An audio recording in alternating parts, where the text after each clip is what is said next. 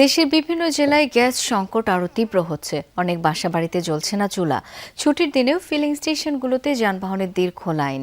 Gas সংকটে সাময়িকভাবে বন্ধ রাখা হচ্ছে অনেক পাম্প। এতে সবচেয়ে বেশি বিপাকে পড়েছেন সিএনজি ও অটোরিকশা চালকরা। সংকট নিরসনের দাবিতে বিক্ষোভও হয়েছে। তীব্র গ্যাস সংকটের বিরূপ প্রভাব পড়েছে শিল্প খাতেও। অচল হয়ে পড়েছে শত শত কারখানা।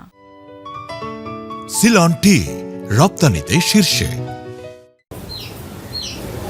গ্যাসের লাইন থাকলেও রান্নার হাঁড়ি বসেছে সিলিন্ডারের চুলায়। গ্যাস সংকটে বাধ্য হয়েই এমন অবস্থা। কদিন ধরে চরম ভোগান্তিতে গাজীপুরের শ্রীপুরের কেওয়া পশ্চিমখণ্ড এলাকার বাসিন্দারা। গাজীপুর ছাড়াও একই চিত্র চট্টগ্রাম, নরসিংদী, ফেনী, কুমিল্লা সহ বিভিন্ন জেলায়। গ্যাসের চাপ কম থাকায় বাসাবাড়িতে জ্বলছে না চুলা। তাই সিলিন্ডার গ্যাস কিংবা বৈদ্যুতিক চুলা ব্যবহার করছেন অনেকেই। বাড়তি খরচ সামাল দিতে হিমশিম অবস্থা। আমরা যদি সিলিন্ডার ব্যবহার করি তাহলে আমাদের খরচটা বেশি হয়ে যায়। ভাত বসাইছি, ভাত হয় নেই, মানে একবারে কমে গেছিল গ্যাস।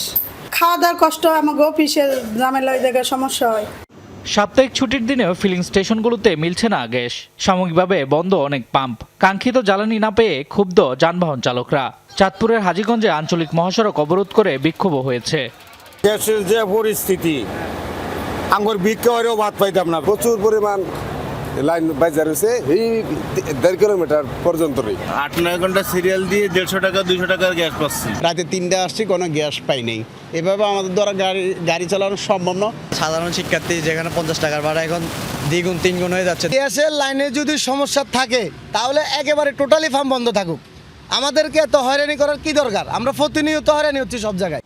তীব্র গ্যাস সংকটের বিরূপ প্রভাব পড়েছে শিল্প খাতেও। ব্যাহত হচ্ছে উৎপাদন, বন্ধ হয়ে গেছে শত শত কারখানা। বিপাকে শ্রমিক ও শিল্প উদ্যোক্তারা। গ্যাস যদি না থাকে তো আমরা কিভাবে কাজ করে খামো, কিভাবে করে খামো?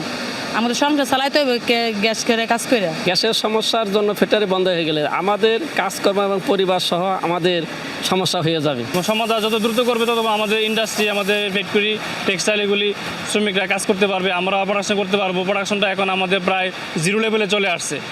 সংশ্লিষ্টরা বলছে জাতীয় গ্রিডে গ্যাসের সরবরাহ অনেক কমে যাওয়ায় সংকট তৈরি হয়েছে। কবে নাগাদ এই সংকট কাটবে তাও সুনির্দিষ্ট করে বলতে পারছে না কেউ। শামস তাবরিজ উচ্ছ্বাস, যমুনা নিউজ।